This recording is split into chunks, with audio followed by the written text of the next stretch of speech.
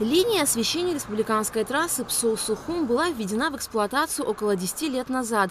За это время плафоны пришли в негодность. По поручению президента Аслана Абжаня еще в январе текущего года начались работы по замене осветительных приборов. Специалисты покрасили опоры краской, устойчивой к атмосферным воздействиям. Планируется заменить 5500 плафонов. В настоящее время подрядная компания «Апснелайт» проводит монтажные работы в районе Пицунского поворота.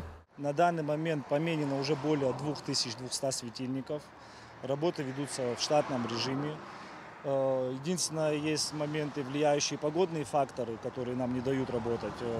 Но в целом работы ведутся. Планируем, что в нужные нам сроки мы уложимся и замонтируем освещение до Сухума. Протяженность дороги от Сухума до Псо около 120 километров. На этом участке установлено порядка 3000 опор. Около сотни из них в результате ДТП сильно деформировались. Их также заменят на новые. На освещение трассы на участке Сухум-Псо в 2023 году в рамках инвестпрограммы заложено 105 миллионов рублей. Замене подлежат 9 трансформаторных подстанций, которые обеспечивают электроэнергией данную линию.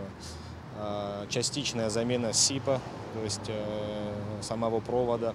Там, где заменили трансформаторы, освещение уже включили. Это подъездная дорога к границе, там уже ночью освещается. И частично там до Гагры, там, где трансформаторное хозяйство было в порядке, освещение уже включили. Также реализуется второй этап освещения автодороги Сухума-Чимчира. Тоже в рамках инвестпрограммы выделено 105 миллионов рублей. Там во втором этапе необходимо установить порядка 600 опор, 1200 светильников, там около 5 трансформаторов. Работы уже ведутся, более 100 опор установлены. Работы по освещению республиканской трассы на участках Псоу-Сухум и Сухума-Чимчира планируют завершить до 30 сентября.